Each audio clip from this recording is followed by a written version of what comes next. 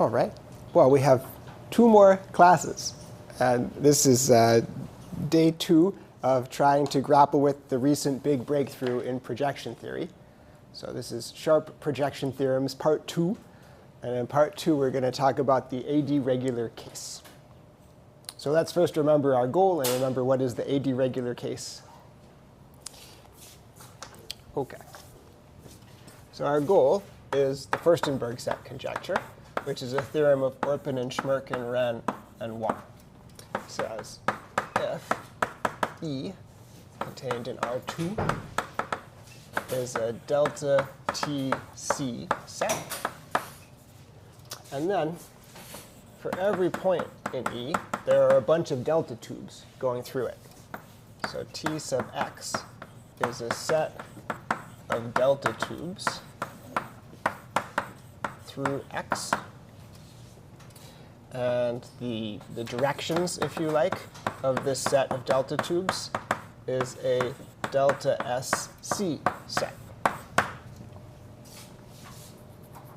OK. And parenthetically, we can assume a couple of things. We can assume that this is uniform, and also that the number of them is like delta to the minus s. And s should be bigger than 0. OK, so we put all of these tubes together to get one big set of tubes. And the question is, how many tubes are there? So then the conclusion is that the number of tubes is at least a little fudge factor. So this whole thing I'll abbreviate like that. And then the minimum of a few options.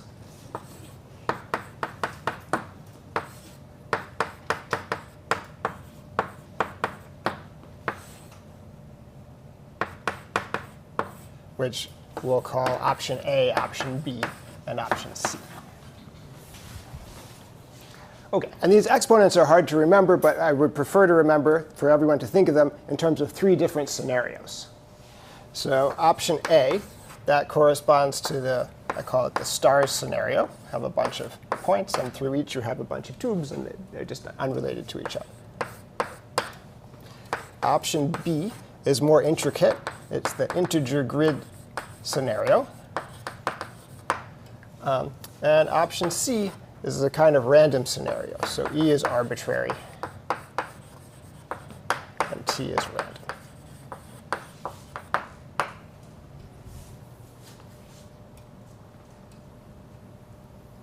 OK. Now, it's really a good idea to think about this theorem in these 3 different scenarios. So it's good to separate out the case where each one of those things is the minimum. So let me do that and recall for you how much we know about each case so far.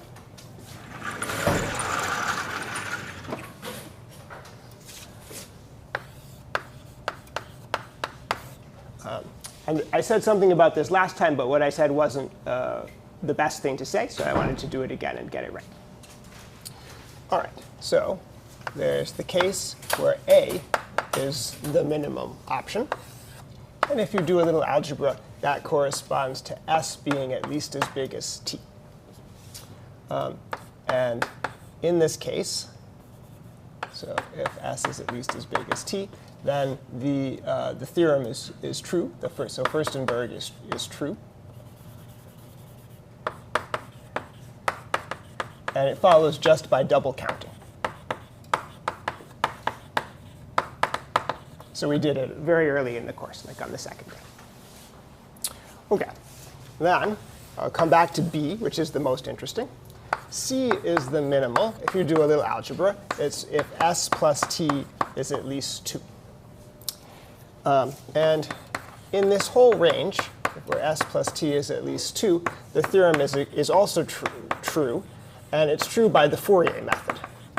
So it follows from the theorem we proved in the 2nd or 3rd week using Fourier analysis. So the whole case where C is minimal, we also already understand that. OK. And that leaves a case where B is minimal. And that's like otherwise. If neither of these things are true, then B is minimal. And And so that's the content of this theorem. So this is the hard new thing in the OSRW theorem. OK. Cool. Another little comment is that the number of tubes is not my favorite parameter to keep track of. My favorite parameter to keep track of is, I'll call it R of ET, which in words is like the typical number of delta balls of E on a typical tube of T.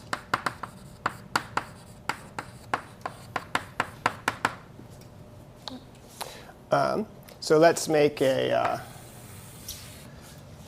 picture. So we have some delta balls, and then we have some delta tubes going through them.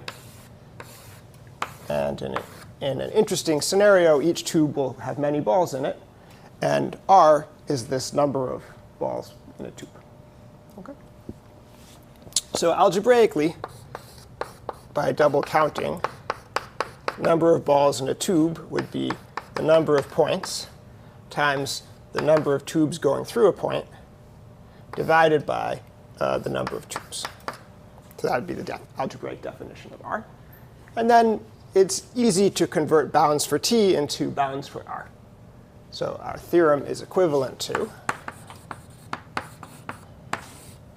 that R is upper bounded by the maximum of three things.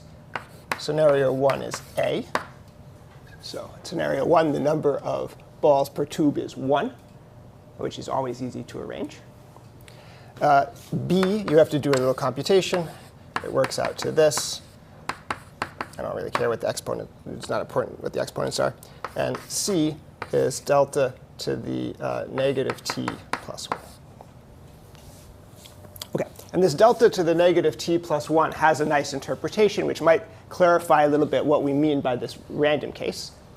So if E is a delta tc set, so the size of E is delta to the minus t. Well, let me say it this way. Suppose that E is a set of delta to the minus t delta balls in the unit ball. And then I take the average over any choice of delta by 1 rectangles of the number of delta balls that the rectangle covers, you would get delta to the minus t plus 1. So it's not difficult to locate rectangles with that richness. Almost any rectangle would do the job. And scenario C is when the rectangles just have this average richness. There's really nothing special about them.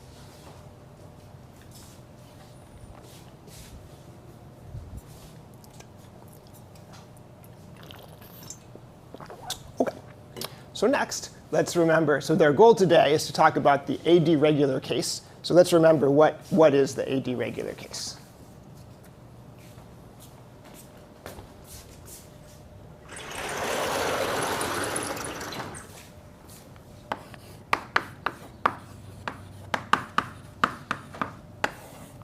OK, so we're going to suppose that E is uniform.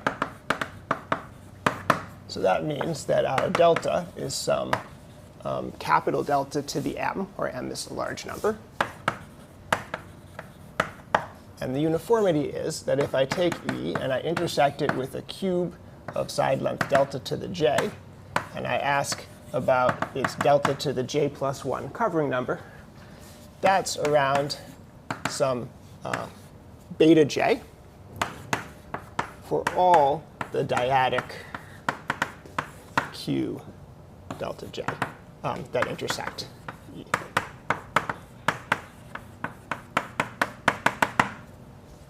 OK, so these beta j are the branching numbers. We drew pictures last time to illustrate what they mean. And so definition would be that E is C L4's David regular. So that actually, let's say it's a delta t c a deregular set f has this branching structure like above, and if I take the product j equals 1 to capital J with beta j, so that would be the delta j covering number, delta to the j covering number of our set. It is at most c times delta to the j to the minus t, and it is at least 1 over c times delta to the j to the minus t.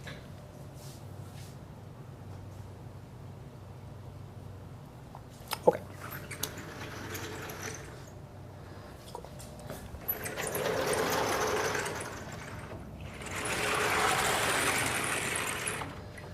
All right.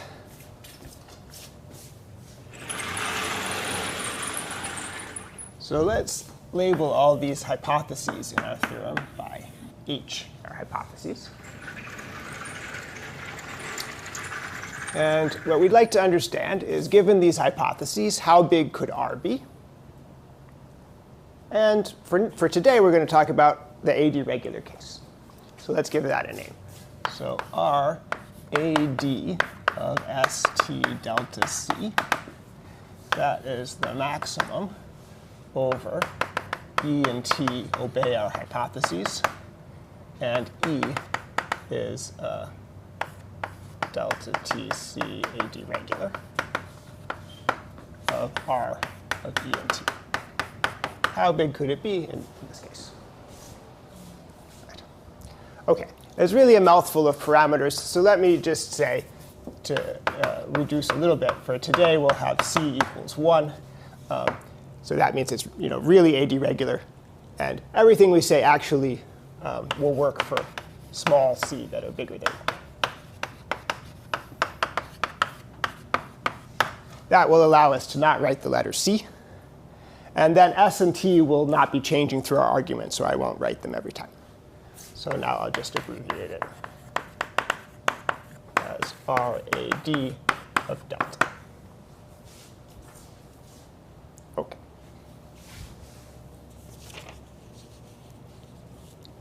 All right. So the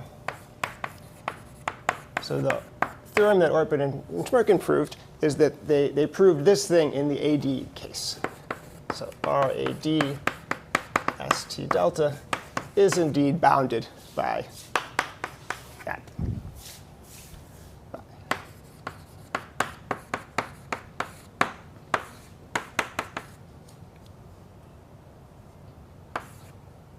I'm not sure I copied it right.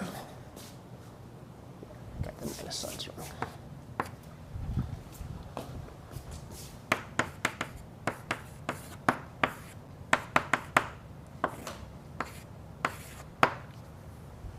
So that's our goal for today, is to understand this theorem, which is a really important special case of that theorem.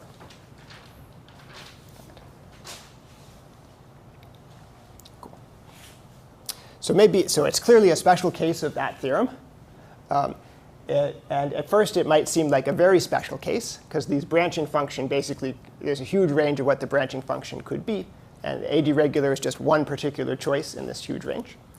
But it's a particularly important case, and we'll see tomorrow or next class that this is really a crucial case and plays a big role in understanding the theorem in general. OK. Cool. Yeah, so it was a really important realization in thinking about this theorem that we should break it into cases. The different cases have their different things that are useful and their different things that are difficult. So that recognition is key. So the next thing I want to try to talk about is, like, what is special about A deregular sets that we could use to get a handle on them, that we couldn't use just for the general setup. All right. So.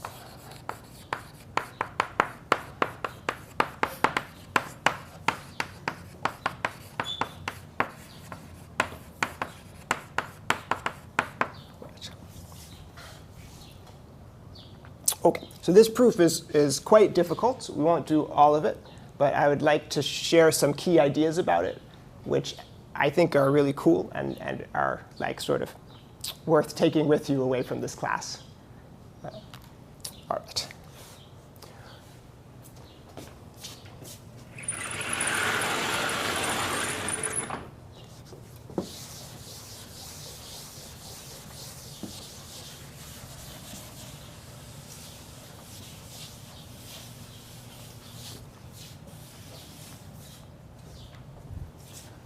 Okay, so in a nutshell, the important special thing about AD regular sets is in this lemma that has a one-board proof, which is called the submultiplicative lemma.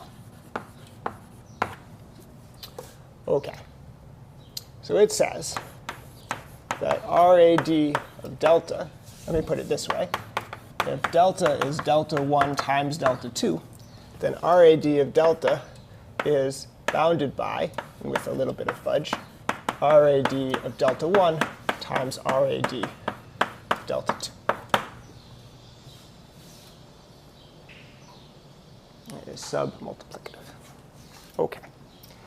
And it follows from understanding, thinking a lot about a picture of an AD regular set. OK, so remember that E is a set of delta balls, and T is a set of delta tubes. And we're going to imagine thickening them. So in this setup here, delta is smaller than delta 1 and delta 2, which are smaller than 1. So delta 1 and delta 2 are each bigger than delta. So I'm going to thicken them, and I'll get E1, I'll call it, which are the delta 1 balls around E, and T1, which are delta 1 tubes. All right, so what does it look like? Let's think about E and thickening E.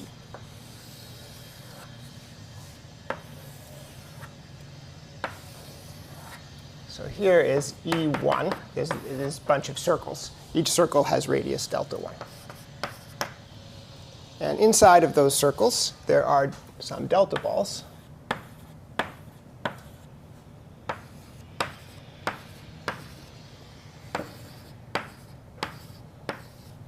And those guys are my delta balls E. OK. Now, T1 are some delta 1 tubes. So they might look sort of like this. Let's put one more ball up here.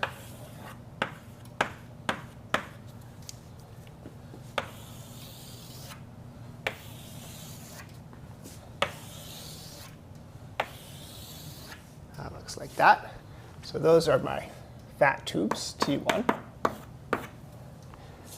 And then there are, inside of them, there are some delta tubes, T2. So to draw that, I don't want to draw too many, but I'll try to give some idea. So through this point here, there might be a couple of red tubes that are inside of that orange tube. And then there might be a couple of red tubes that are inside of that orange tube. OK, and I just drew the ones through this point. Experience has taught me that if I draw more, this picture will get too messy. But you should imagine that this is happening at every point.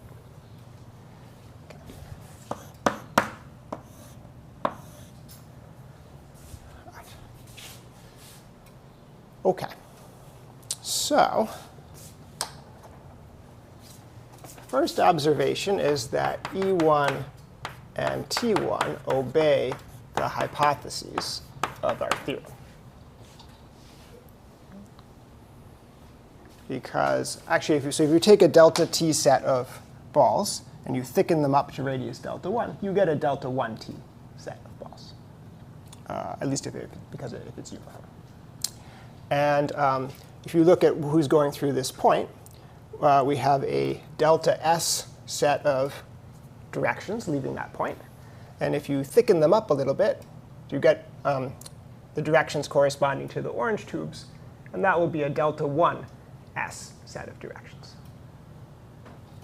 OK. Great. Then, yeah, OK, so let me put the punchline, and then we'll think through why this works.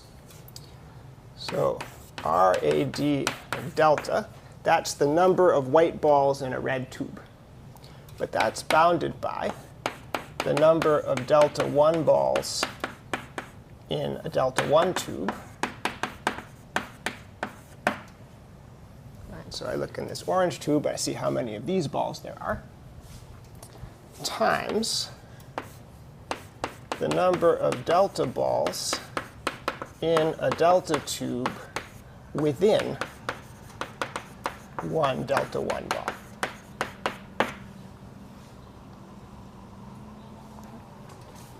So if I'm looking at this red tube here, I want to know how many delta balls are in it. It's bounded by the number of big balls that it enters times the number of little balls in each of the big balls.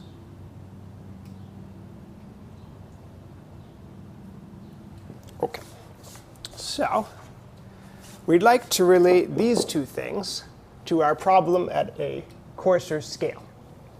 And this one here, well, E1 and T1 obey our hypotheses. So this one here is bounded by RAD with delta 1. Now here, if you take E and T and you restrict them to a delta 1 ball, and then you magnify it to bring it up to scale 1, this also obeys our hypotheses. So if you look inside of here, you see a little delta TC set, this obey, and these red tubes. That's the same situation on a smaller scale, or on a coarser scale. So when you blow this up, if you blow it up, then you get delta 2 balls and delta 2 tubes in the unit ball. So this guy is bounded by the RAD of delta 2.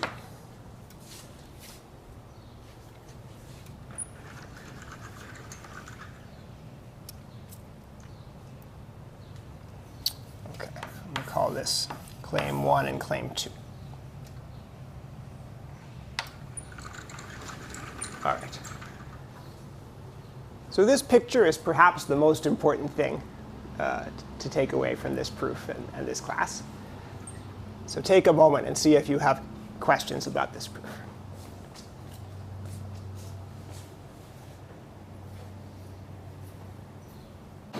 Do we need to verify the value of condition?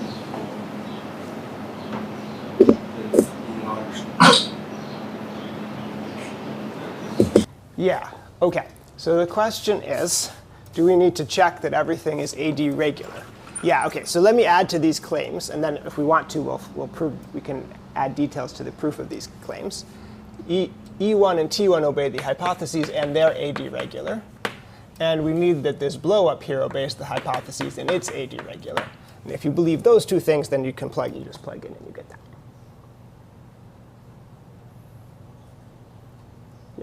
And we can talk a little bit more about those two things if you want. Are there other questions or comments?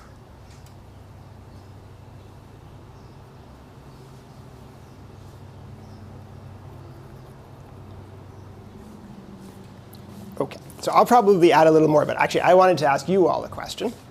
In this argument, where did we take advantage of the fact that the original E was AD regular?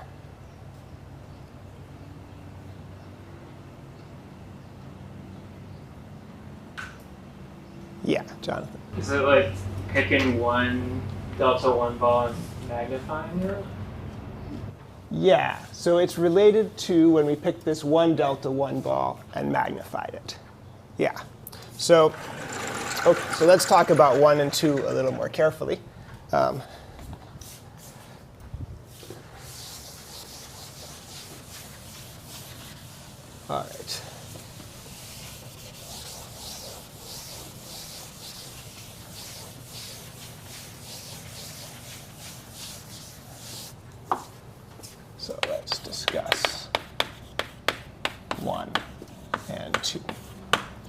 so point 1, if E and Tx are uniform, which we can pretty much assume from the beginning with a little pruning, then E delta t implies that E1 is delta 1t, and Tx delta s implies that T1x is delta 1x. OK. And also, if E is AD regular, it implies that E1 is AD regular. Because this is saying all the branching numbers of E are the same as each other. And this is saying that all the branching numbers of E down to the depth of delta 1 are the same as each other. OK. We didn't need E to be AD regular to do this or this. But it comes in part 2. So because E is AD regular, then we get that if you take E and you intersect it with a small ball and magnify it, then this is a delta, I guess, delta 2t and AD regular. So let me illustrate this with pictures instead of equations. So what does it look like? Let's draw an AD regular set and a not AD regular set, and we'll look at both of them. OK, so if E is AD regular, what do I do?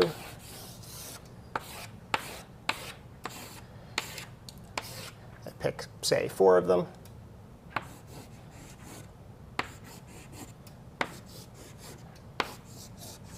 Let me do this in the color.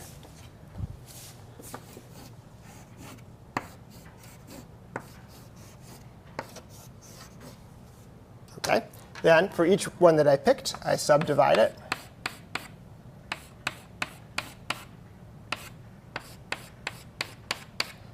And I pick 4 of them.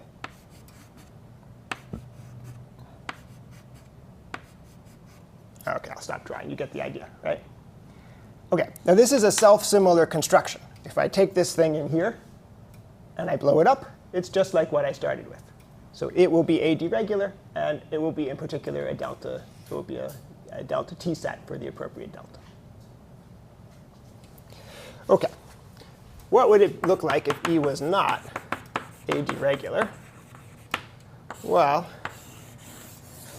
for example, I might do the following thing. I might cut it into a 4x4 grid, and I might take all of the boxes, and then I could cut each one of them into a 4x4 grid and pick just one box.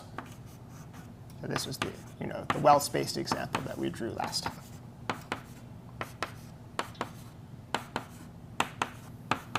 OK, so this whole thing is a delta t set. But if I took just one of these boxes, what I would see is much more concentrated. This is not a delta t set. So if I were to take this guy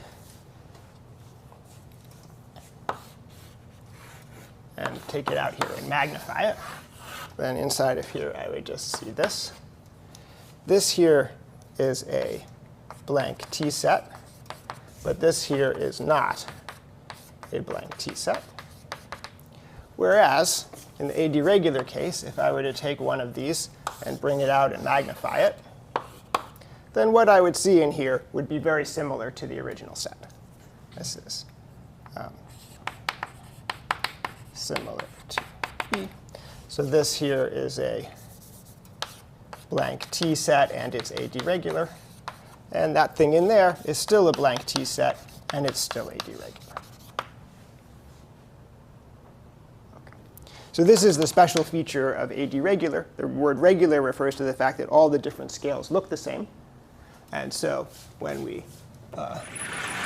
look inside this ball here, we have another example of our original problem at a coarser scale.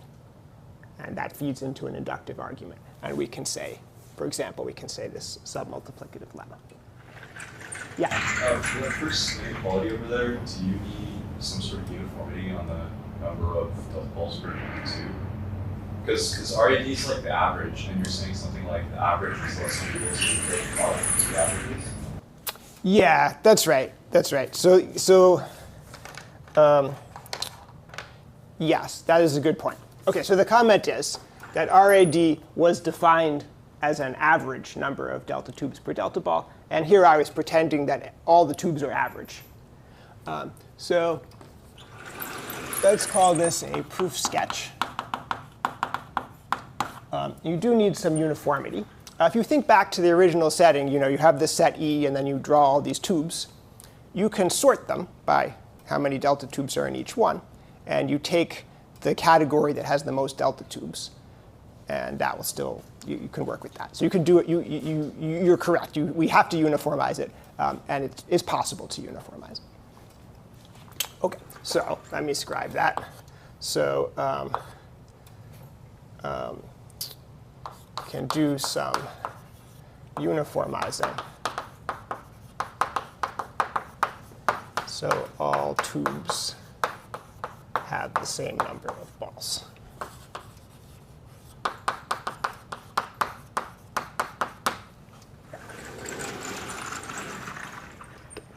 Okay. Other questions or comments? OK, cool. All right. So this little lemma is very important. For people who have seen some other things in harmonic analysis, there's a submultiplicative lemma that's sort of like this in decoupling theory. And it's the beginning of what's special about decoupling. If those words don't mean anything to you, don't worry about it. So let me show you some some applications of this lemma. And then we'll sort of go in earnest into using it to prove this theorem. All right.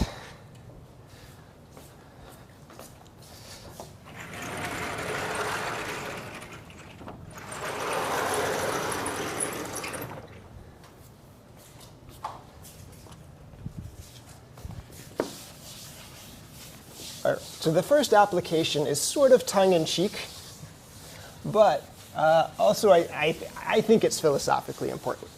I'm going to call it applications. I'm going to call it brute force proof of a theorem, of the AD regular case. So here's how it goes. So for some specific delta naught, we check by brute force that RAD ST delta naught is bounded by the right-hand side. And we won't be able to get it perfectly, but we could get something like this.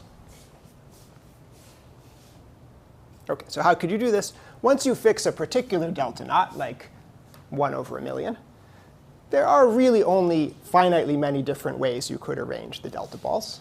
And there are really only finitely many ways you could put the tubes. So there's a giant brute force calculation that you couldn't really do, but we could imagine. And you could just check this. Once you have this, then you use the submultiplicative lemma many times. And so when you used it once, you would get RAD ST delta naught squared. That would be bounded by right-hand side times delta naught squared to the minus epsilon. Because the right-hand side is just a power of delta naught, so it multiplies everything fits. And you keep going.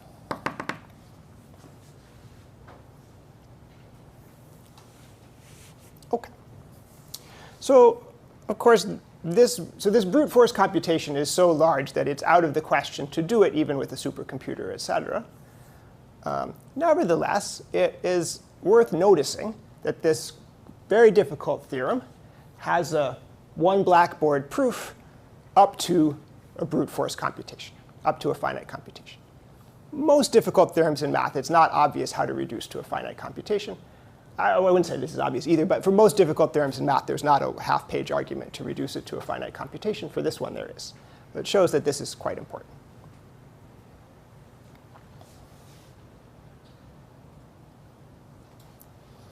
Okay, I'm going to give another application. Second application is the general case, general AD, versus the projective AD. OK, so the course was called projection theory. And at the beginning, we talked about problems about orthogonal projections. And this theorem is really more general. I guess I've erased the theorem. The theorem we're talking about today is more general than just orthogonal projections. And if you had some orthogonal projections, the way you would get all these tubes is you would pick a direction from your direction set.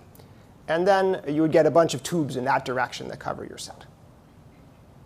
So I'll make a definition. Let's say that ET is projective if, for every x in E, the direction set of the tubes Tx, let me put it this way, for every x1 and x2 in E, the direction of the tubes through x1 is the same as the direction of the tubes through x2. In other words, you have just one set of directions, and Tx is all the tubes through x in that set of directions. OK, so if you think about the problem that we wrote down, this is a very special case. So it used to be at every point you picked your own independent set of tubes. But now there's an extra rule that the directions have to be the same at each point. It's a very special case. OK, so let's say RAD projection of delta is the maximum over the usual stuff. So ET obeys our hypotheses. E is AD regular. But also, ET is projective.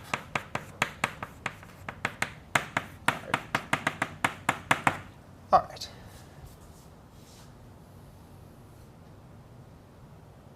Cool.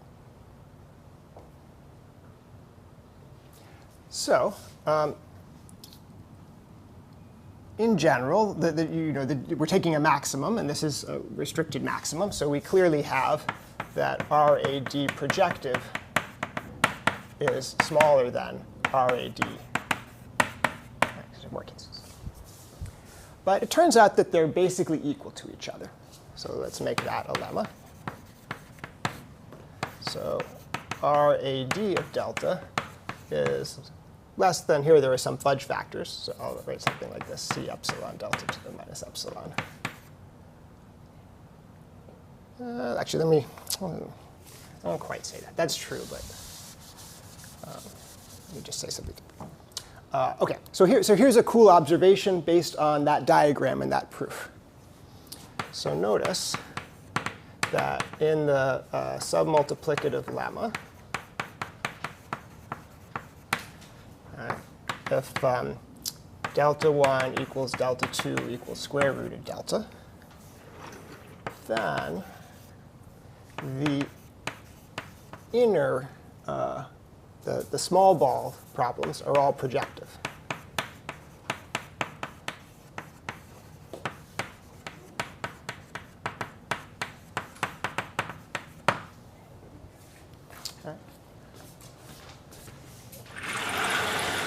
So in this problem, we have a delta scale Furstenberg problem, and we broke it up into two pieces: a coarse piece at the large scale and a small piece inside each small ball. OK, so I claim that this piece inside the small ball is projective. Why is it? Well, so take one of these points, and I'm going to look at the directions of the red tubes going through this point.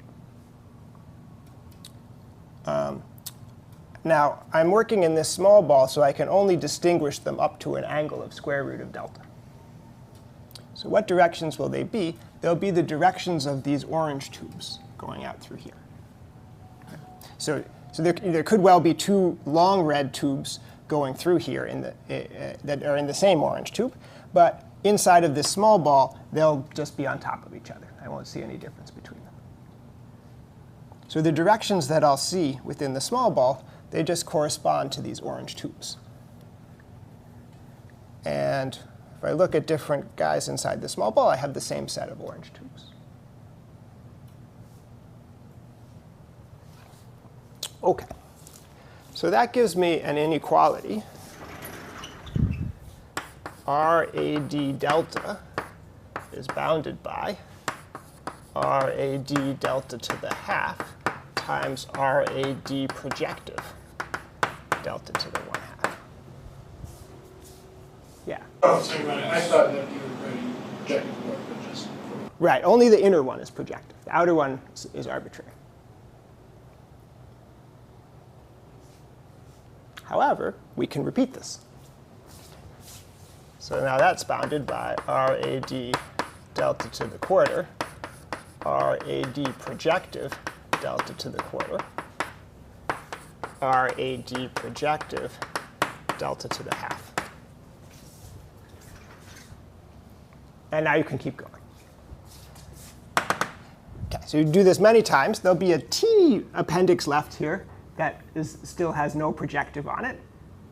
But it'll be very minor. And the rest of them all have projective. And so the conclusion is that to prove the theorem, it suffices to check the projective case.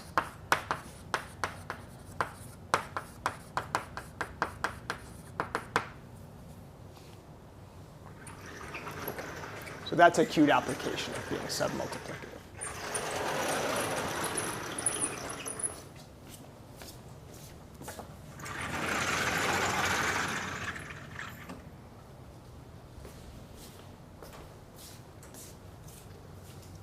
OK.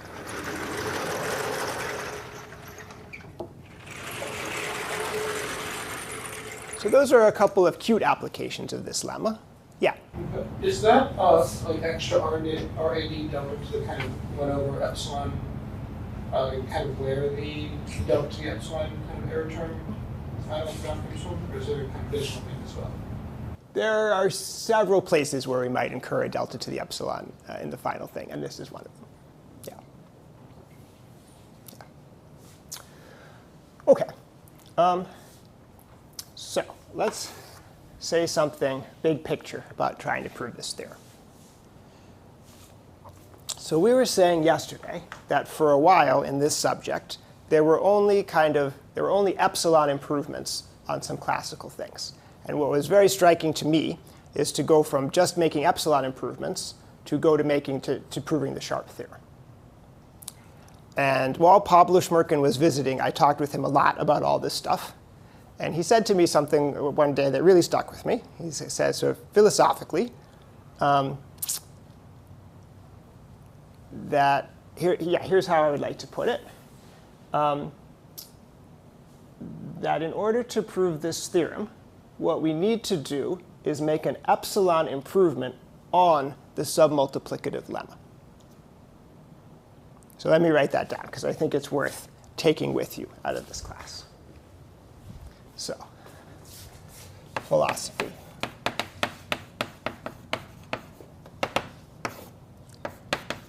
To prove the theorem, what we need an epsilon improvement on the submultiplicative lemma.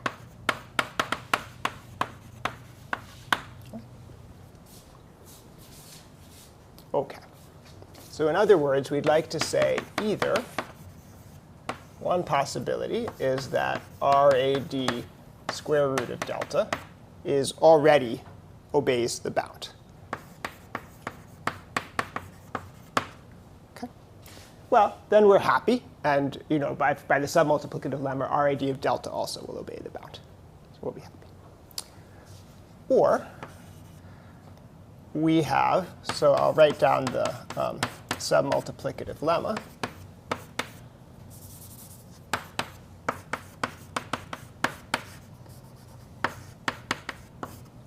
So that's the submultiplicative lemma.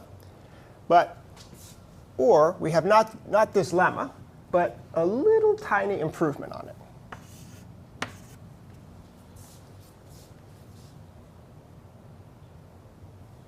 OK. So in this case, of course, we're happy. And in this case, we can iterate. And so you can think of RAD of delta as being some power of delta. And then every time we do this, that power goes down. Or this is some negative power of delta. Every time we do this, that power is going to go down. And so it'll keep going down until we get into this case, and we're happy. So let's illustrate that. So if, say, we have RAD of delta, here, let me write it this way, so it'll be easier. As delta to the minus gamma, then we'd have RAD of delta squared would be bounded by, so this would give us delta to the minus 2 gamma, but plus epsilon.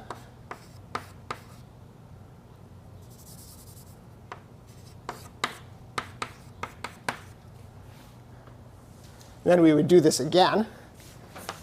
RAD of delta to the fourth would be bounded by delta to the fourth to the minus gamma plus epsilon. We keep going, and this exponent keeps getting better and better until we can't make an epsilon improvement anymore. So if we have this dichotomy, then we can get the theorem. OK. Cool.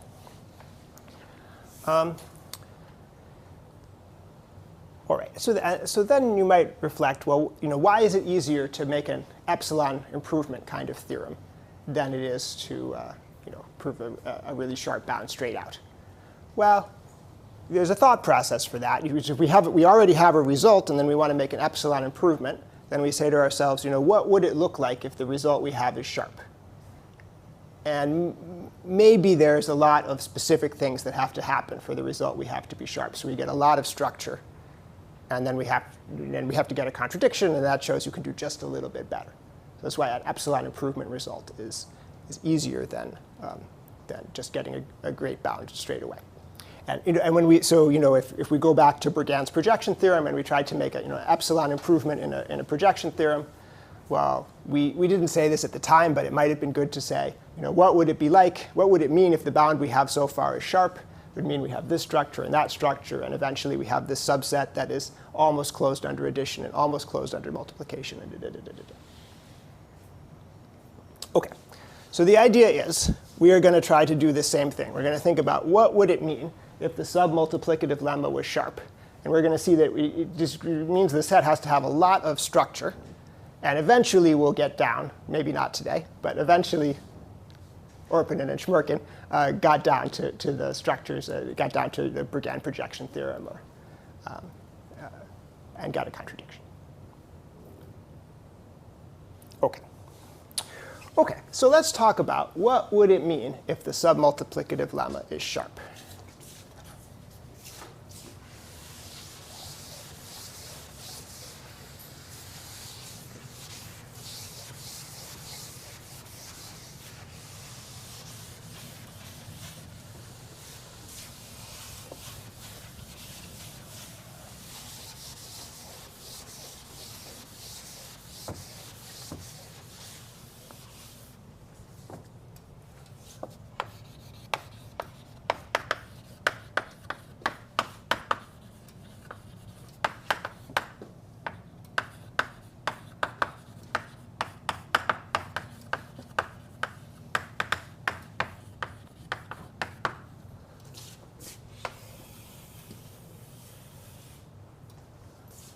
OK, so let me draw a couple pictures for you.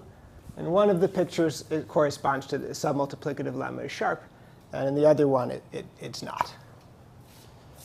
OK.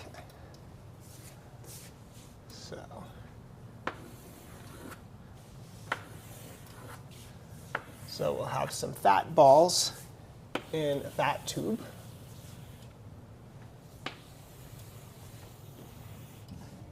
And then in each fat tube, in each fat ball, we have some little balls. And the little balls are in little tubes.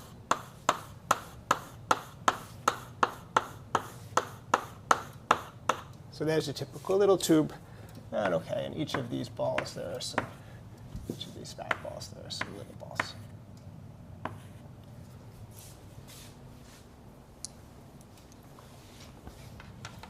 OK.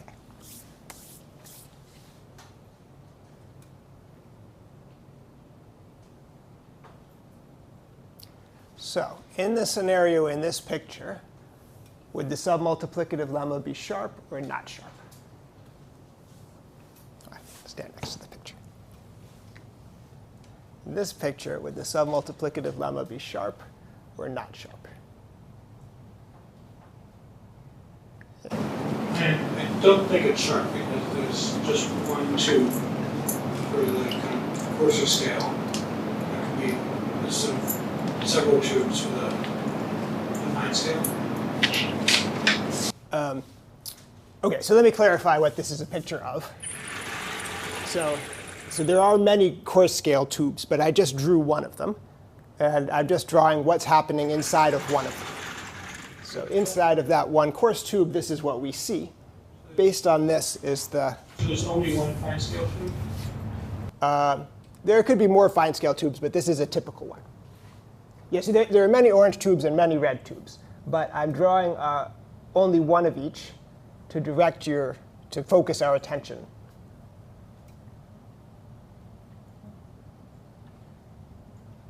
OK, so let's review for a second the proof of the submultiplicative lemma, because it's really important. And maybe it'll go in a little deeper. And then I'll try this picture again. OK, so our goal is to estimate RAD of delta, which is the number of delta balls per delta tube. So I picked a delta tube like this red one here. I have to estimate the number of delta balls in it. First, I estimate the number of fat balls that it intersects. And then I multiply that by the number of delta balls that it intersects within each fat ball. And that was my bound. And then each one of those things I bounded sort of by induction, and I got those two numbers. All right, so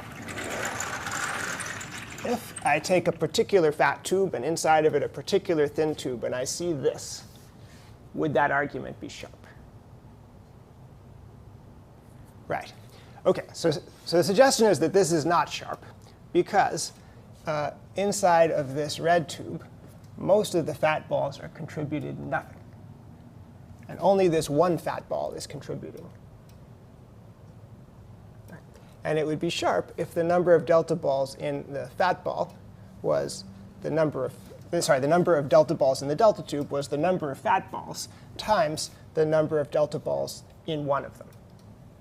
So let me show. So this is not sharp, and let me draw the one that's sharp.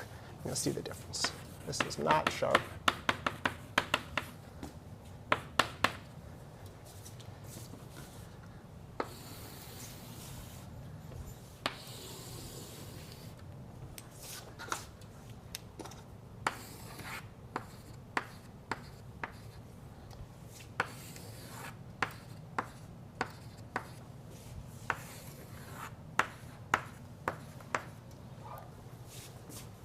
Delta tube should look like this.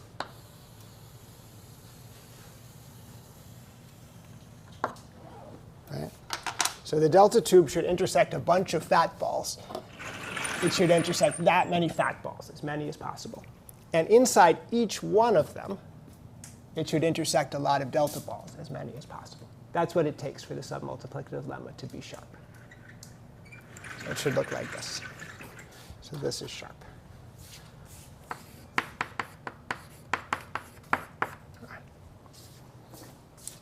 OK.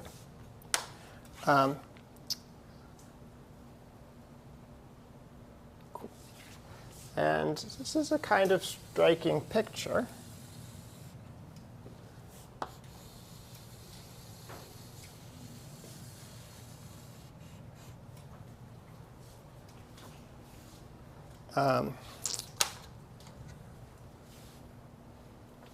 Right, so in this ball, these points are in just a few tubes in a certain direction. You could also imagine we're in the projective case. And in these other balls, the points are in those same tubes. Goes all the way across. Of course, the balls don't have to look exactly the same as each other, so maybe a better picture might be like so. But the tubes are exactly the same. OK.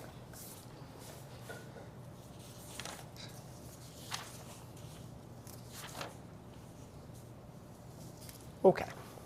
So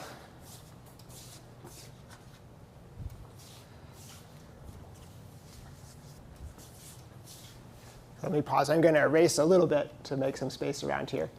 Is that OK with everybody? That if the submultiplicative lemma is sharp, it has to look like this, not like that. OK. All right, so let's erase around here a little bit.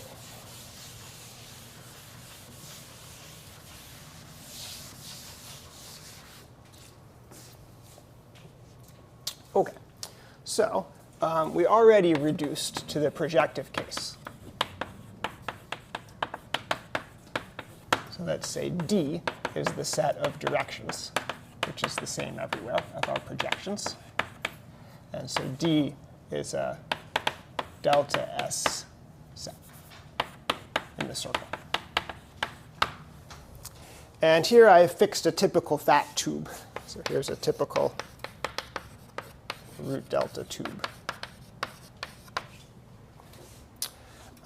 And I'm going to look at the angles that are within this fat tube. So let's say, so here's our circle. And there's a little range of angles here. This is a delta to the, here's theta, which is a delta to the 1/2 arc. That corresponds to the fat tube.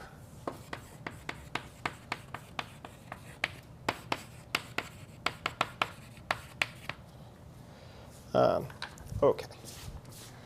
And so D is some delta set, delta SC set in here. And let's say that C is D intersected with theta. So it's just these directions. OK. So the red tubes correspond to one of the directions in theta. So this one there, red tube. And so when I project the set in the red direction, I just get a small set.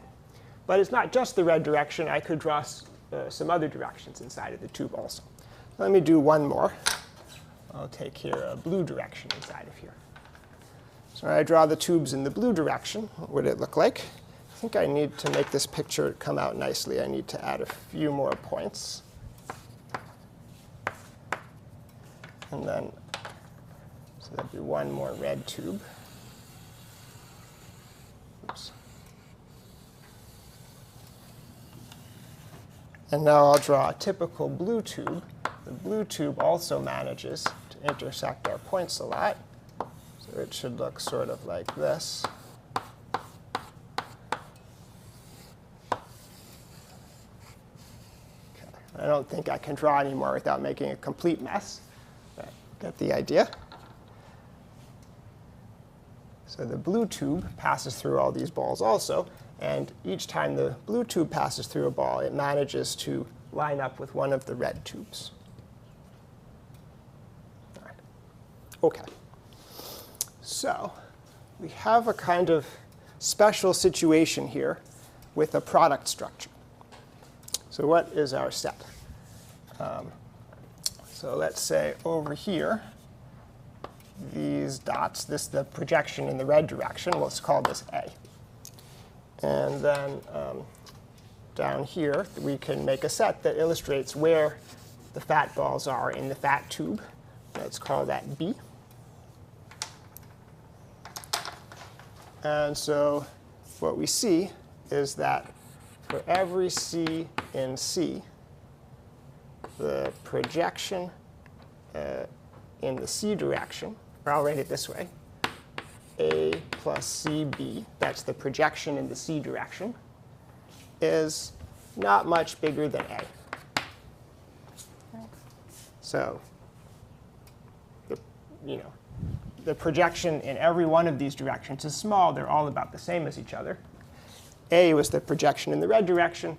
the blue one is just as good. So a plus cb should be not much bigger than a.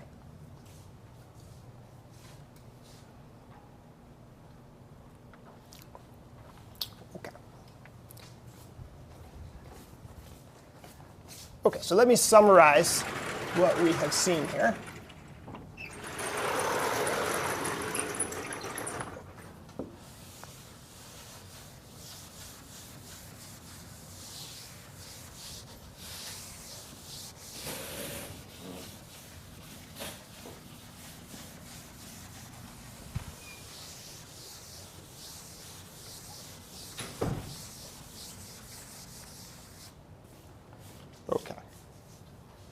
So if submultiplicative lemma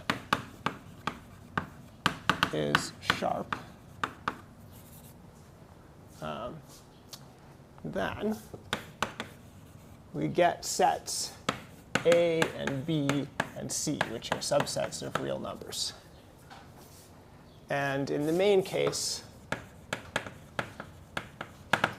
A is a delta A set, it's a row A set, size of A is like rho to the minus A. B is a row B set, size of B is like rho to the minus B.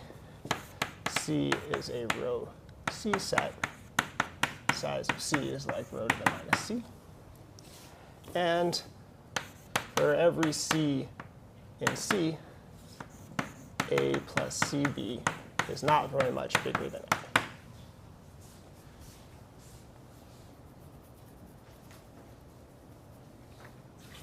Okay, now the size of A and B and C can all be traced back to the numbers in our problem. And we find that if A is smaller than B plus C, that's equivalent to saying that RAD square root of delta is good. If A is larger than B plus C, then that means we do a boring computation. So there's a intermediate result, maybe I'll call it a key lemma, which is called the ABC sum product lemma, which goes into this paper of Orponen and Shmerkin. And it says, if you have all of this stuff, then indeed A is bigger than B plus C.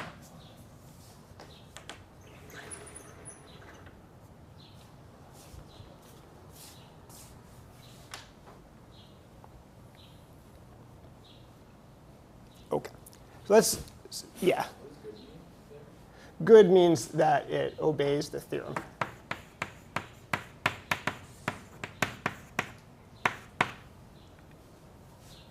So the theorem's up there, so it's smaller than the maximum of 1 and root delta to the minus t over 2 plus s over 2 and root delta to the 1 minus t.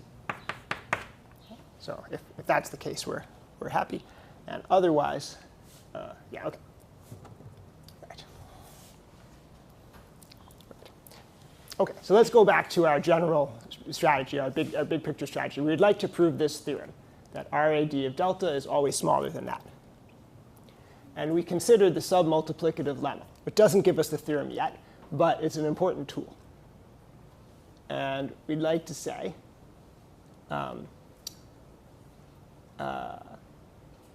if we can have an epsilon improvement in the submultiplicative lemma, then that's great. We go to the next scale and we have a better bound. So you keep doing that until you stop. And we must stop in a situation where there's no more, where the submultiplicative lemma becomes sharp. And maybe that's a better way to say it. We have this submultiplicative lemma. We use it. It's either sharp or it's not. If it's not, we get a nicer exponent at delta squared than we did at delta. We keep doing that. And the exponent's not going to keep getting better forever. So we stop at some moment where the submultiplicative lemma is basically sharp. But the fact that the submultiplicative lemma is sharp gives us a lot of structure. It gives us the structure of being projective. And it gives us this kind of product structure. And it leads us to this problem, which looks a lot like additive combinatorics, and which is a very special problem compared to our original setup. OK. And then the bound we need to prove for this problem, if you just unwind the computation, we need to prove this bound for this problem. And if you unwind it, it will tell us that, that RAD obeys the desired bound. Yeah, I guess rho is also, rho here is square root of delta. Yeah.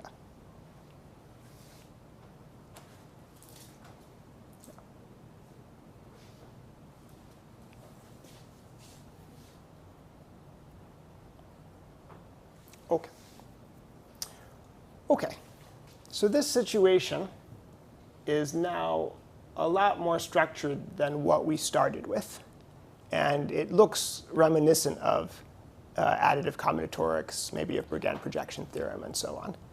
And indeed, they were able to deal with it with that toolkit. I could say a little.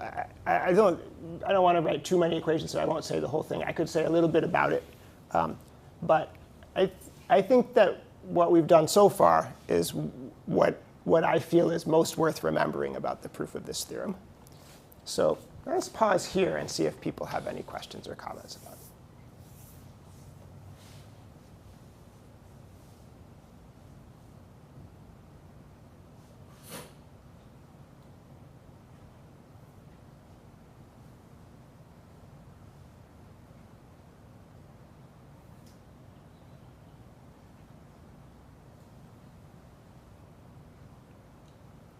Let me summarize it.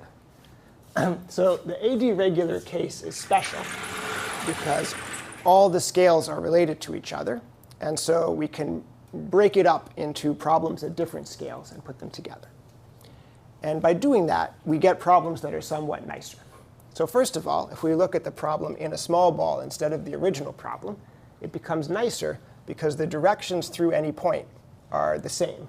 For any 2 points, the directions are the same because they correspond to the directions of the fat tube through there. So this already made it a little bit nicer. Then, moreover, in order for the submultiplicative lemma to be sharp, so if the submultiplicative lemma is not sharp, then you just keep going down scales and you keep getting better exponents. And eventually that has to stop when the submultiplicative lemma is sharp. When the submultiplicative lemma is sharp, there's even more structure because these different balls have to talk to each other. And so if you know there's if you see in this ball, you see a tube here, then you have to see a tube in the same place in that ball. And that means that this set of points has kind of a product structure.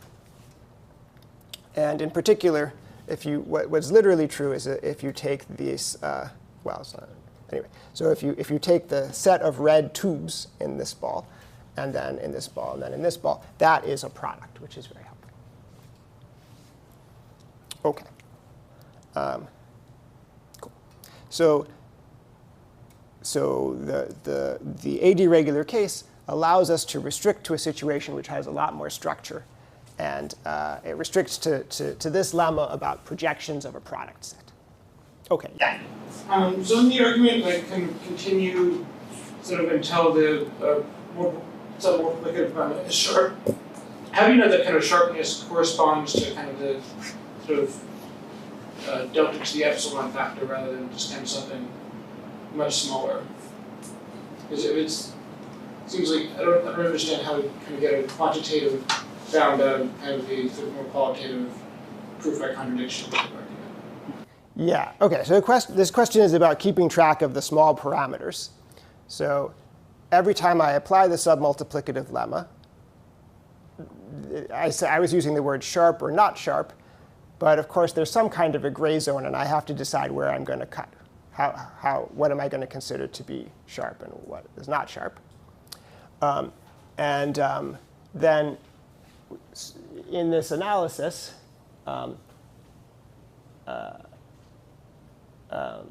yeah, OK. So actually, in order for this to stop in a reasonable amount of time, I'm going to have a cutoff that's a tiny power of delta. Otherwise, this would go on too long. Wouldn't work. So I would say,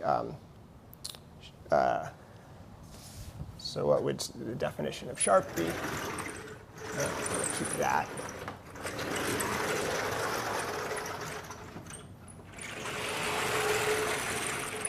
All right, let's get rid of this set.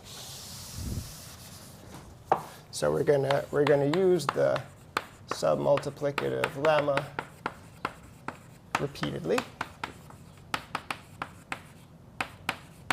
And so if RAD of delta is bigger than, I need to put something here, RAD of root delta squared. And here I'm going to put delta to the epsilon naught, where epsilon naught is a tiny parameter. Then I'm going to call this sharp, and I'm going to stop and analyze.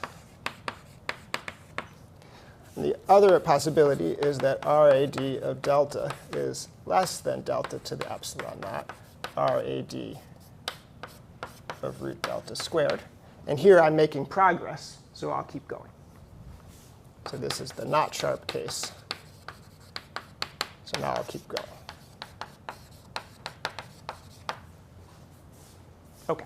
So that's if we're more careful about what is sharp and not sharp.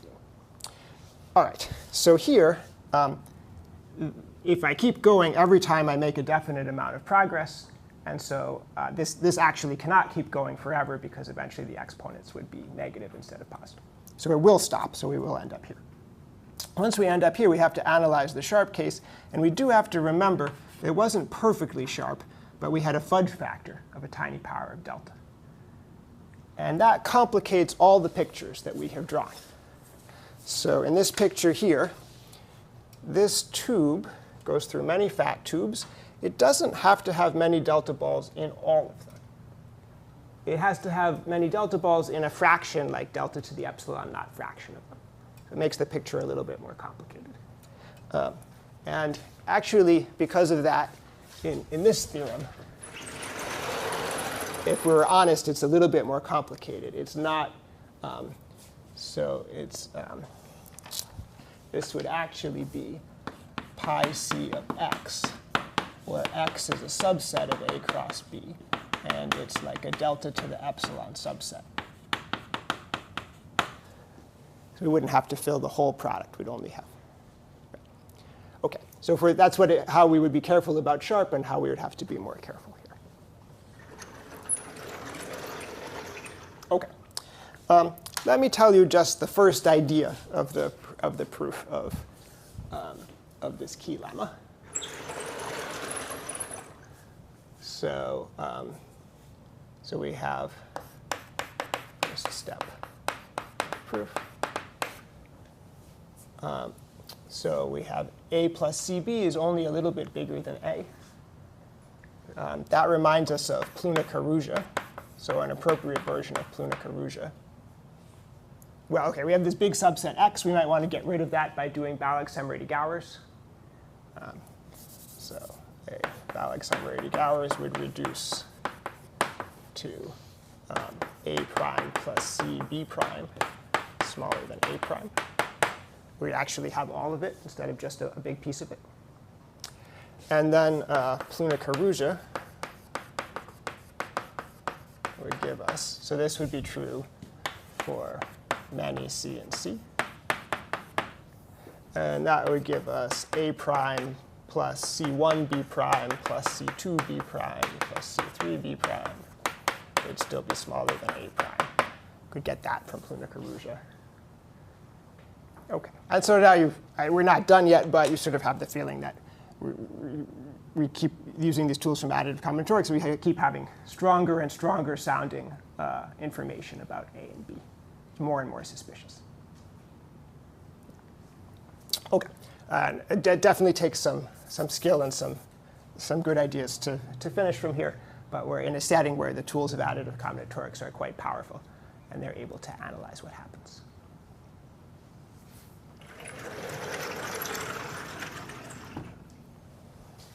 OK, good.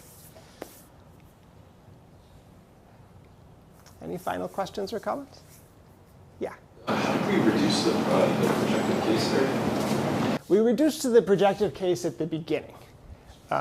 We said, so after we had the submultiplicative lemma, we reduced to the projective case by saying that this ball is in the projective case.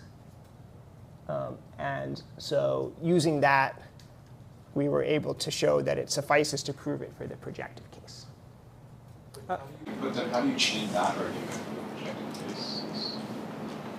What's that? Like I don't understand how you use like that kind of argument and the reduction to projective at the same time. So the question is about how we put together reducing to the projective case with all the other things that we did. Yeah. OK, so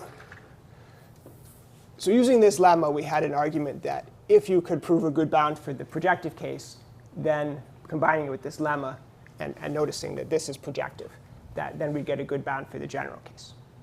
So now we just imagine we're trying to prove the theorem in the projective case. So we can assume that we're in the projective case. And then we start applying the submultiplicative lemma. So you're wondering, when we do this, yeah, so you can think of this in this picture, where over here we have not just some abstract thing, but this would be the R in the small ball and the R for the fat tubes. So we look at those, and if the R is better than multiplying the small balls times the fat tubes, then we keep breaking things up. Take the small balls and break them into smaller balls. And otherwise, if they're comparable, then we look at what's happening. Yeah, thanks. That's a good question. Yeah. So I understand what's going on. Is this example supposed to be similar to the case B that we had at the beginning? Where, like for instance, if we started with tubes and points on a grid, would we kind of immediately fall just into the situation? And what we're doing is blowing things up until we get there? Yeah. OK, so the question is how these pictures and these examples relate to the three examples that we had in mind at the beginning. So the three examples we had in mind at the beginning were there was a simple one, the stars example. There was the grid that was interesting. And there was like the random example. And a funny thing is that none of those is AD regular. Right. And now the random one, we could fidget to make it AD regular if we wanted to. And the stars, we could make it AD regular if we wanted to. But the grid is actually really not AD regular. And so that is a little bit funny that in the most important example is not in this case, even though this case is very important in the final proof.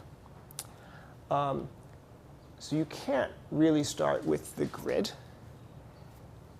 And it is not, at least until recently, it was not known what is the actual worst behavior in the AD regular case.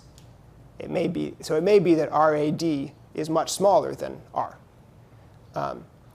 But the argument so far doesn't prove that. And it's a little bit funny because it means there's not an example that you can keep in mind when you go through the AD regular case. Yeah. What goes wrong with trying to kind of construct an AD regular grid where you just kind of have a grid within each point has a lot of sort of nested subgrids within it? Yeah, so the question is, could you make an AD? Yeah, I guess that's true. You could make a somewhat AD regular grid by taking a grid of balls, and then in each one of those balls, you put a grid of balls, and you repeat like this. But it's not, since the grid itself is not AD regular, this is only it's only AD regular with a big C. Could you do that? Yeah, I guess you could do that.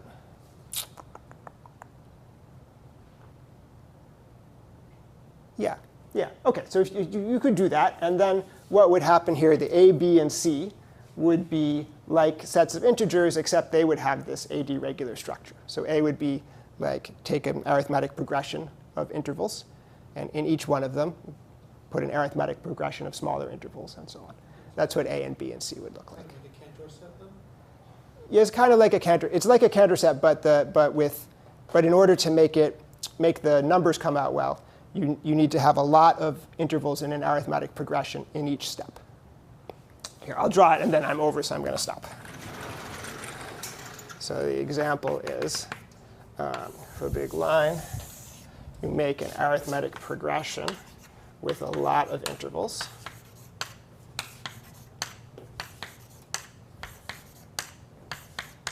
Okay. Then you look inside of each one of these intervals, and you repeat what I just did. And for this to be a kind of sharp, interesting example, it needs to be a lot of intervals. OK. OK, good. Sorry for going a little bit over. Those were great questions. Let's stop there, and I will see you next week.